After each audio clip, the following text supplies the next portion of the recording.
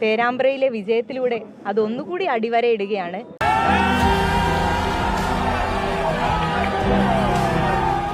সময়ের স্রোতে অনেক দেয়াল ভেঙে পড়ে, আর কিছু মানুষ সেই ভাঙা দেয়ালে লিখে দেয় নতুন শুরুর মহাকাব্য।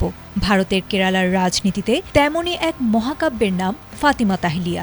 যুগ যুগ ধরে লাল পতাকার যে আধিপত্যকে কেউ টলাতে পারেনি, সেখানে এক তরুণী আইনজীবী দেখালেন পরিবর্তনের স্বপ্ন। রক্ষণশীলতার শিকল আর বিরোধীদের তীক্ষ্ণ আক্রমণকে বুড়ো আঙুল দেখিয়ে তিনি প্রমাণ করলেন রাজনীতিতে শেষ কথা বলে ইচ্ছাশক্তি। কেরালার ২০২৬ বিধানসভা নির্বাচনে এক অভূতপূর্ব ইতিহাস সৃষ্টি করেছেন ফাতিমা তাহলিয়া। মুসলিম লীগের ইতিহাসে প্রথম নারী বিধায়ক হিসেবে তিনি শুধু নিজের নামই লেখাননি, বরং পেরাম্ব্রার মতো বামপন্থীদের অভেদ্য দুর্গে হানা দিয়েছেন।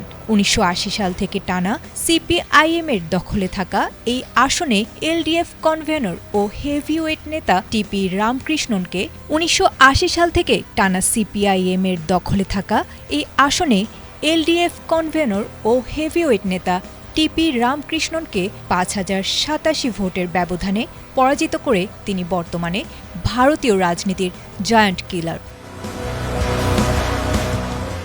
৩৪ বছর বয়সী এই লড়াকু নেত্রীর রাজনৈতিক যাত্রা শুরু ছাত্র রাজনীতি থেকে।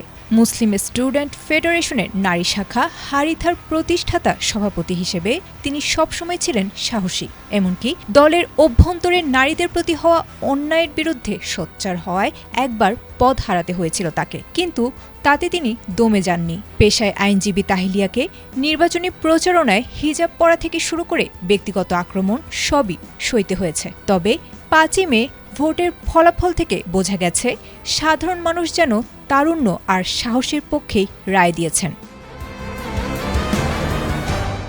বিশ্লেষকদের মতে ফাতিমার এই জয় মুসলিম লীগের দীর্ঘ ২৫ বছরের নারী প্রার্থীহীনতার খরা কাটানোর চেয়েও বড় কিছু। এটি মালাবার অঞ্চলের মুসলিম নারীদের জন্য এক নতুন দিগন্তের উন্মোচন। কোঝিকোড কর্পোরেশনের সাবেক এই কাউন্সিলর এখন শুধু একজন বিধায়ক নন, বরং দক্ষিণ ভারতের রাজনীতিতে লিঙ্গ বৈষম্য দূর করার এবং পরিবর্তনের এক নতুন প্রতীক।